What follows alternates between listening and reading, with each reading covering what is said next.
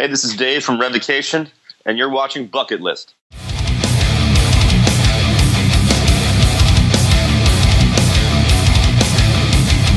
Nightmares from the beyond, lost in a dreamscape of madness. Her disembodied eyes follow me through this tenebrous labyrinth.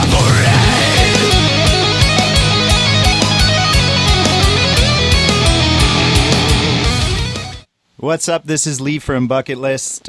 We're sitting down to have a chat with Dave from Revocation. How's it going, man? It's going great. So you're the vocalist guitarist for the band, which formed back in 2000, if I'm not correct, in Boston, Mass. I believe it was 2006. Oh, it's 2006. Okay, excuse me. Yeah. And you guys have released 6 studio albums to date. The newest one will be our 7th full length. Going to be the 7th. I've been doing a little bit of reading on you guys. You're often compared to a lot of death metal and prog metal bands, almost sort of like a hybrid of the two. And a lot of people are throwing around words like technical, dynamic, virtuosos, stuff like that. Maybe this is a big question, but do you guys as a band take a lot of pride in stuff like that, or do you not pay too much attention to that sort of thing and just write music?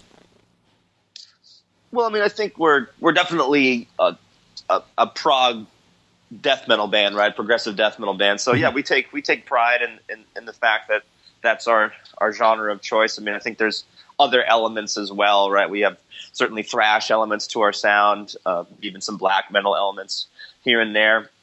But yeah, I'm proud to say that we're a death metal band. I think death metal is a really cool genre that makes a lot of compelling music. So I'll fly that flag. Right on. Does that come from having so many different influences inside of metal that you guys are able to sort of flow seamlessly between all of these types of music? Yeah, it all happens in a natural way. My generation was really kind of the first Napster generation, so it wasn't like, when you grew up in the Bay Area in the 80s, thrash was your main thing, or I would assume, because that was kind of the scene that was happening in that area. Or if you were in Florida in the early 90s, it was probably death metal would be the metal scene you'd be getting into. For me, I was kind of discovering all these genres all at once, right? So checking out bands like Exhorder and Dark Angel for the first time, and then checking out bands like Immortal and Emperor shortly after that, or around the same period, and then bands like Cannibal Corpse, and I mean even within death metal, right? There's so many obviously different flavors, right? Mm-hmm. You could have more melodic death metal and more brutal death metal. So I was kind of just downloading it all into my brain, hooked up to the Matrix or something like that. And so I think it all just blended together for me and created this synthesis of our sound. I didn't really separate them. It was all kind of once I got used to the sound of it, it was felt like all metal to me, Right. So you could kind of say Revocation maybe is a product of the streaming pirating generation of musicians, maybe. I don't know. I mean, I guess we're all products of our environment.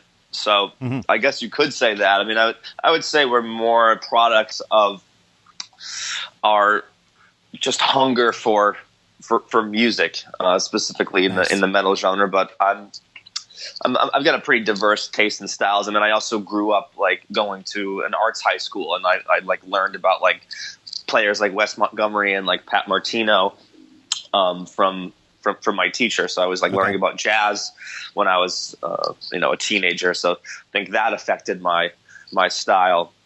Certainly, I think when you have even if it's a small group of friends that are into metal, you're all kind of showing each other different things. You grow up with your friends and you play in bands, and everyone's oh, check out this band. I remember finding Exhorder for the first time, and it wasn't even a streaming thing. I found the CD on eBay and bought it for I don't know, 20 or 30 bucks, whatever it was going for, because it was a rare sort of thing, and brought that CD to band practice. So while I did discover some music, through the streaming services. I think like more of it was just kind of through like research. Like, you buy one band CD back in the day, they had like the thank you list, and it would have a bunch of different bands, listed there. Like, oh, we'd like to thank this, and it'd be like this huge treasure trove of bands you could go check out. Like, or like, you go buy a poster of a band or something like that, and you see that they're like wearing other band shirts in the press photo, and you're like, oh, who's that band? I got to check them out. So obviously the internet like helped to aid that, right?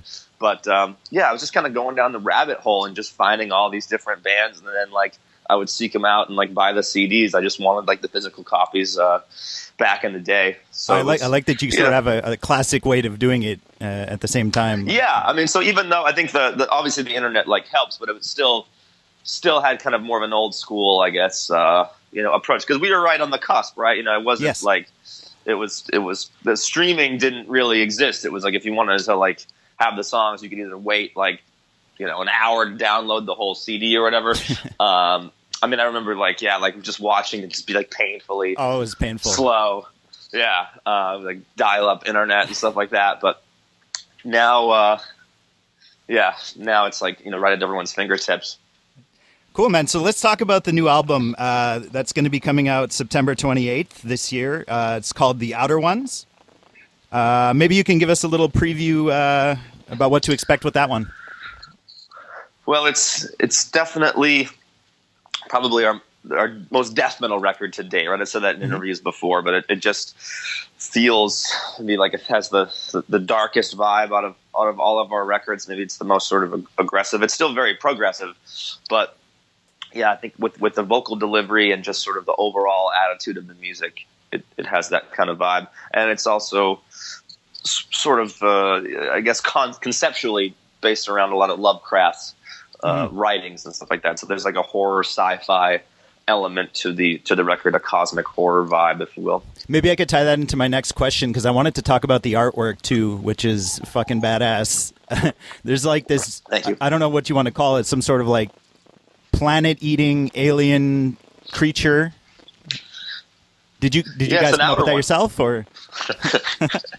Well, yeah. So basically, the outer ones are beings and entities, demons or whatever you want to call them, that Lovecraft has referenced in his story. Sometimes he calls them the outer gods, the outer ones, the other gods. Like he references them in different stories. There's no like story called the Outer Ones, right? It's just like Lovecraft created this whole sort of universe of horror where there might be one story and he'll reference it, and like he threads things together through different stories. So each story has totally different characters, but like the Lovecraftian mythos is still sort of present throughout all his works.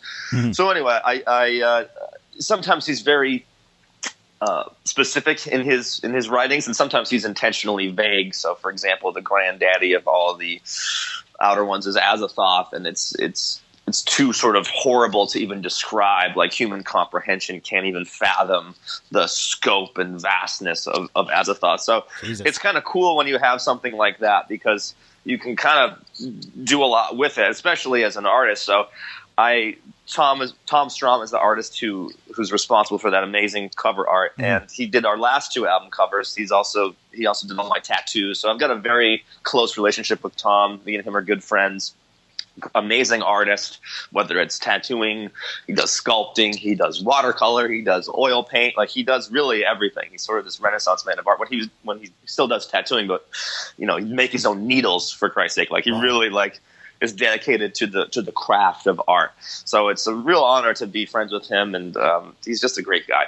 But anyway, he's also a totally sick and twisted individual when it comes to like artwork. Like he's just got this like amazing imagination. So I basically just gave him sort of the source material of like, okay, here's what I'm thinking about. Like I knew he was the right man for the job. Just if you look at any of his artwork, he just creates these really bizarre creatures and stuff like that in his art. So he sent back a couple different sketches, and we were basically Skyping a few times just to kind of work the kinks out. The first one he sent was really cool.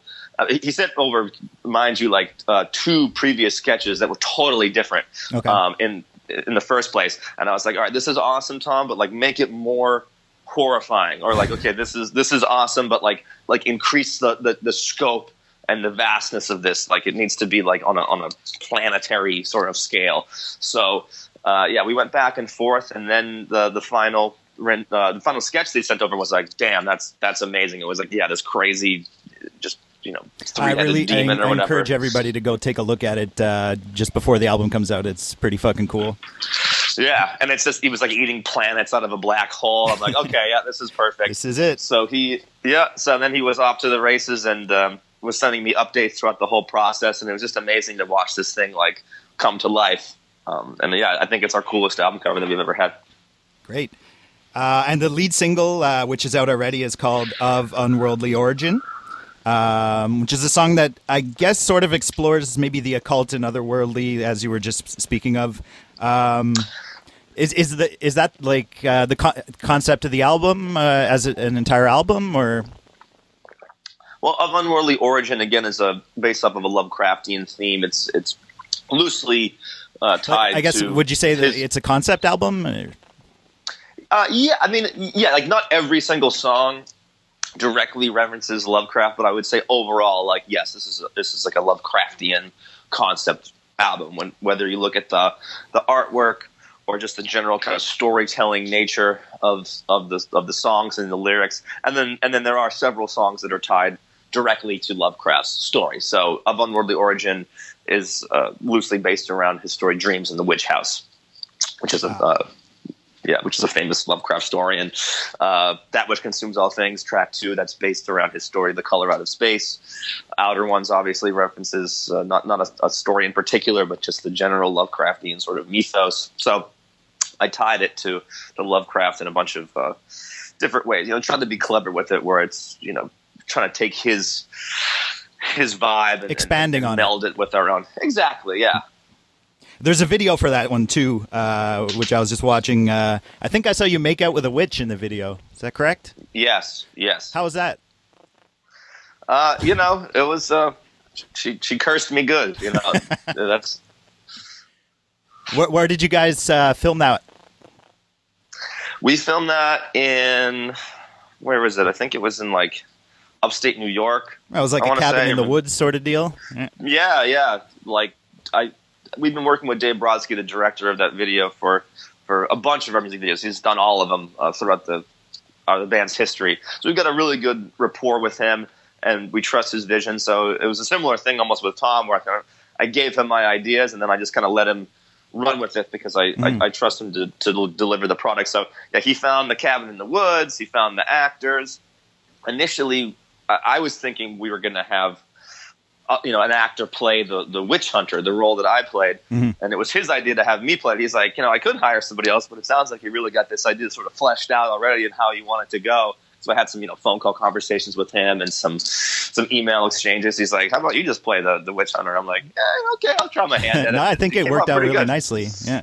Yeah. Thank you. You guys are about to head out on a hefty North American tour late October. Yeah. And Canada. Right, correct. You're going to be touring with, I hope I get these names right, but Rivers of Nil, Yautja, Shape of the Above, and Path to Riley? Well, those bands are on, I think, maybe a local show. I mean, I'm talking about more specifically the October 17th Montreal date at okay. Yeah, I'm not sure about. I don't know those other bands. I think the promoter is putting them on. I mean, the bands that we're on tour with are going to be Yautja and Rivers of Nile. Oh, okay. The other bands, I'm assuming, are local Montreal bands or from the local Montreal area. That would make sense. Yeah. Have you guys? I just realized you said North America before. I'm like, and Canada. I'm like most people say like America. I'm like. Yeah. Okay. Yeah. Please include us. We love Canada. It's always great to go up there. Well, yeah, that was my next question. Actually, is if you guys had played Montreal and if you had any nice memories or stories. Man, honestly, I mean, Canada is one of our favorite countries to play for some reason that you guys just love like drinking? Weird metal up there. Oh. Well, drinking is one. Yeah. But, they kind of go hand in hand. Yeah, for sure. Yeah, it's like, I mean, whether it's West Coast, East Coast, like we've had amazing shows in Vancouver. We've had we broke like merch records like up in Edmonton. It's just kind of like this tucked away city, like way up north, but like the shows are amazing there. And then of course, like Montreal is just such a hotbed for bands, and a lot of bands that came out of Montreal really directly influenced me as a musician. So bands like Gorguts, bands like Voivod, bands like Martyr, really made an impact on me. Man, you know your stuff, man, that's for sure. Well, it's like I was saying earlier, I just went down the rabbit hole, and I was so hungry for that genre, and everything was so new to me and so fresh, and my ears were like, oh my God, I've never heard these sounds before. Like it's like this aggression and technicality and interesting musicality. So yeah, it's always fun to go up and play in Montreal. Toronto's always fun too. We've had awesome shows in Quebec City. So it's another we always look forward to for sure. Yeah, and a great food hotbed. Anytime I go there, I try to break off from the pack and get a nice meal, because the French food scene up there is just freaking insane. So again, the date for that is October 17th, and that's going to be at Fufun Electric. Yeah, and love that club. Oh yeah, it's a crusty joint, but I have a lot of memories there too. I bet. Falling down the stairs, Yeah, the bathroom that's just full of graffiti. They can't even see the wall anymore. It's part of the tapestry. Beautiful. So I guess the final question, it's just one that we usually ask every band we talk to, and it's what's on your bucket list personally in terms of something you'd like to achieve going forward as a musician or in your band, anything like that? You could take a few seconds to think about it. Sure. I think it's just continuing to spread our music throughout the world, right? There's still some countries. We've toured a little bit in South America. Like, it would be cool to get down there more. We actually just announced a show down in Bogota with Judas Priest. So that'll be really cool. So, but Colombia is like the only country we played down there. So it would be cool to play like Brazil or Chile, like countries that got like a cool metal scene.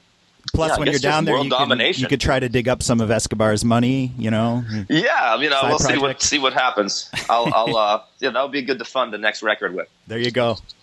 Yeah. Cool, man. Well, hey, Dave, thanks for taking some time to chat with us today. My pleasure. Thank you so much. Oh, it's no problem. And like I said, the new album, and that's The Outer Ones, is coming out September 28th, 2018. So that's not too far away. So be ready for that. Yep. Hell yeah.